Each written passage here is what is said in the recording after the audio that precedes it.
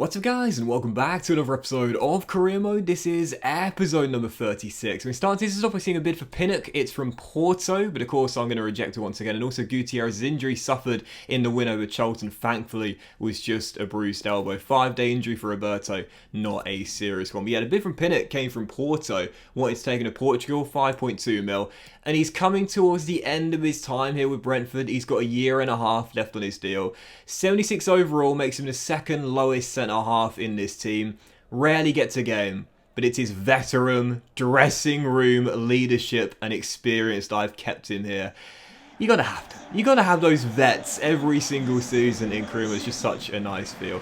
Anyway, for the first game of today's episode, on the back of the win over Charlton Athletic in the FA Cup 4th round, put us through to the 5th round, taking on Norwich here. The Canaries right now rock bottom of the Premier League table, still in single digits for points. Looks likely they're going back down to the Championship, being a bit of a yo-yo club at the moment. First chance fell to the Canaries from a corner. Unfortunately, Sangari picks up a knock from that, but would soldier on for a while. Then 90 minutes in, Ivan Toney denied, and then on Yaker's shot going off target, it was still 0-0. But in the early going, I'd looked at a better team. I just felt I was a little bit slow in my play. I was retaining possession quite nicely, but wasn't really going on the offensive. And when we're at home against a side that are rock bottom, it's nice to have a lot of the ball, but sometimes you just got to get the ball in the area, put some shots on target and find the back of the net. That's what we do. 29 minutes in, Brian Mbeumo's 4th of the season. And what a redemption arc for Brian Mbeumo. You see what it means to him there. 4th goal in 20 games this season, averaging 1 in every 5. He's been so much better this year. He's got a contract extension. That's why there were question marks over his future. Didn't know what was going on, but now he knows he's settled here in the long term for Brentford. He's picked his form up significantly this year and been a focal point of our offense, or one of the 3 focal points anyway. So yeah, leading by 1 and Mbeumo with a goal. 37 minutes in though, another injury. Ainsley Maitland-Niles goes down after an aerial duel, hits the deck, lands awkwardly. Oh, look at that on his right arm, sorry, his left arm even, caught underneath his back there. It looked bad. He was forced off, the stretcher comes on, and the vet, Daniel Wass, comes on to replace him. So Sangari goes down with a knock, Maitland-Niles forced off on the stretcher. We were leading by a goal, but at what cost? Already 2 of our starters getting injuries, but 40 minutes in, we would double our lead. 5 minutes before the break. He's got a better goal scoring record away from home than at home this season. He scored at Carrow Road and now he scores at the Community Stadium. Roberto, goal machine. Gutierrez back amongst it. 2-0 Brentford, and a few minutes later staying on the offensive, looking for more chances, and Mbeumo finds Lamptey. Lovely through ball. But the finish is, it's something special from the goal machine. And I'll be honest here, he's had an injury. He's just come back from the bruise against Charlton.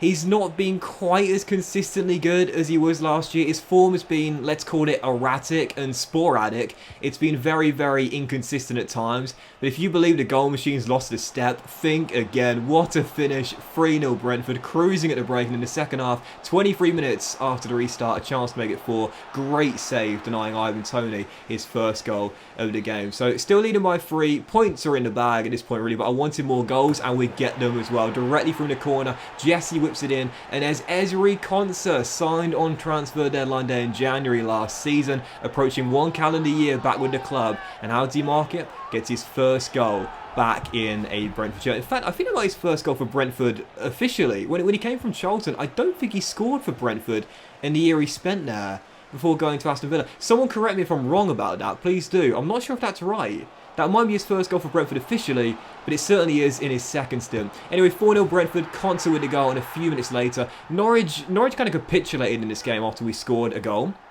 Like after our second, we quickly bagged the third. Gutierrez bagging a really quick brace, and it was the same here. Konsa scores from the corner, and then a couple of minutes later, we get another one straight after. Stanley Young, who I'm just absolutely loving in his debut year for Brentford. He's been tearing it up, and I've got to be honest here, man. I talked about it in the last episode, but Rico Henry, he's done nothing wrong, but I'm preferring the kid at the moment, Stanley, in our left wing back / left mid role. He makes it 5, and then Ivan Toney with 12 minutes to go for it. This is not right. We've scored 5 goals. I'm leading the race for the Golden Boot, and I've not scored a single one of them. Someone give me the ball, let me get a goal, keep myself top of the top scoring charts, and he does. Slides in after sliding in our 6th goal, and there it is, my biggest win in FIFA 22.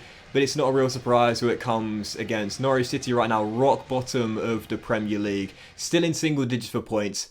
this was pure domination from start to finish. 6-0 the final score. Just didn't really get him a sniff all game long. Gutierrez with 2, Tony with 1, Konsa with 1, and also 1 for Stanley Young as well in a massive, massive victory there. Oh, and Bueno, of course, got 1 as well. But the unfortunate thing was, despite the big victory, there was a sour note. Yeah, you'd be forgiven for forgetting what happened in the first half. 2 players going down, including Ainsley Maitland-Niles, who's broken his elbow, absolutely gutted. Not surprised though, you saw by the way he landed, really, really awkward landing for Maitland-Niles, out for 2 months, and that's gutting as well. As thankfully Sangare's injury is just a bruised shoulder and a 5-day one, so not a serious one, but that's gutting because Maitland-Niles has been so consistent since coming in from Arsenal, grown really nicely. He's sort of embraced the squad role in this team when he does play consistently, really good. So transfer deadline day comes round.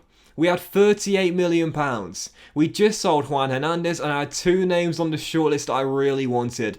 The guy I really wanted, though, had moved on. Abrechize from QPR to Crystal Palace, and now he's literally just joined Sampdoria. And I was gutted because I really wanted him, but my backup option isn't a bad one to have. Ademola Lookman, London boy, came through the Charlton Athletic Academy, and as we know, moving on to Everton, then sold to RB Leipzig after a mini loan spell, but he's not settled in Germany. He's had 2 loan spells in England, first with Fulham and then with Leicester City. He just can't seem to settle in Germany. He wanted to come back to England, and Leipzig were looking to offload as well. 30 million is all we had to agree with the German side to get the transfer offer accepted, and whilst the agent said he'll take a big pay cut, I was like, it's not really very realistic, is it? He might take a minor pay cut to come back home, don't get me wrong, but not by that much. So yeah, 70 grand a week, 5-year deal. That was more of a realistic contract there.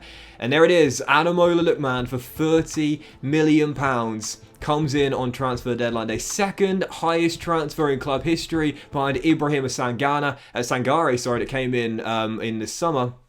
Who is Sangare, who came in the summer, and Ademola Lookman is in. 81 overall, 26 years old, and look, everyone knows what Lookman's about, man. He's got raw pace, absolutely electrifying, a very decent end product, as we know, he can play out on the wing, and he can play up top as well. I'm going to keep him left midfield for now, and you might be thinking, why? You don't play with wingers, but it's just because we can get his development plan sorted quicker. It will take him 6 weeks to get a high attacking work rate, which to me is crucial on a striker, and then I'll look to convert him to either an attacking midfielder, a centre forward, or a striker. Most likely the latter. But Lookman is in, gives us more firepower. And again, we lost Juan Hernandez.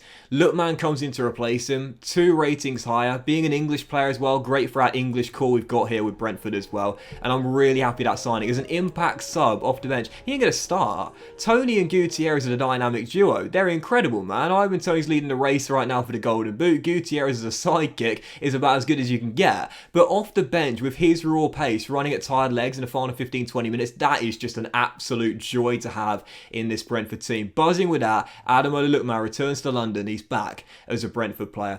Following that, Dervisoglu signed a new 1-year extension. That's just to make sure we won't lose him on a free transfer in the final few hours of deadline day. And also a couple of big bids here. Atalanta wanting Brian Mbeumo. We said no. He's finally got his form sorted and he's staying with us. And also Juve wanted Axel Tuanzebe. I gotta be honest, I did think about it for a couple of seconds. I mean, let's be honest here, now that we've got our back three of Pratt, Konsa and Sangare, those 3 are our probably best starting CB trio. But I really like Tuanzebe. Like Maitland-Niles, since coming in from Manchester United, he's sort of known his role as a squad player, but whenever he does play, he rarely puts a foot wrong. Tuanzebe stays, negotiated a deal with Arnold, but unfortunately it did fall through. So that'll be it for transfer deadline day. In the end, we only had a loss of 5.5 mil to bring in Lookman because the Hernandez sale of 24.5 mil was a really good fee to raise. So when you think about it, we just spent and had a net loss of 5.5 mil to upgrade from Hernandez to Ademola Lookman. That is a brilliant piece of business done in the January transfer window. And I've got to say, with this Brentford team, big win there against Norwich, biggest of the series, 6-0 against the Canaries. Never mind their league position, it's still a great result. And after a terrible run of form in December, where we only won like 3 games out of 9, big victory there means we go through the whole of January undefeated. And you'll see by the league table in just a moment's time, we're back in the top 4 on goal difference. And I just don't know whether we can stay there, man. I really don't know. I want it so bad. Like, you've got no idea how bad I want Champions League football with Brentford next season. I think it's possible, man. You look at this team, it's really good. It's a young team. We're developing all the time. The players are all in great form. There's no reason we can't stay in the top 4. I think the question is for me, how are we going to cope if one of our stars goes down? Maitland-Niles done for 2 months. Let's say Tony goes down for the rest of the season, or his right-hand man Gutierrez or Brian Mbeumo's been in great form this year. Will we be able to cope with that? I'm not entirely sure. I love the first team. I think we've got a great squad. It's very young indeed. But if we can keep ourselves in the top 4, that would be a dream. I certainly wouldn't say no to Europa League. I would have bitten your hand off to get it at the start of the season. But it's been drawn at Kenilworth Road, Luton Town for FA Cup last 16. Great chance to reach the quarterfinals. At the moment, my sole focus is the Premier League. Up to 3rd, but still only goal difference separates us from Everton and then Chelsea in 5th. 14 games to go. Can we hang on to the top 4? Well, that went this episode of Career Mode, guys. Big thank you for watching. If you had, please drop a like. Much love to you all. Have a fantastic day. And I'll see you for the next episode of Career Mode, featuring a massive, biggest West London derby of the series against Chelsea very soon.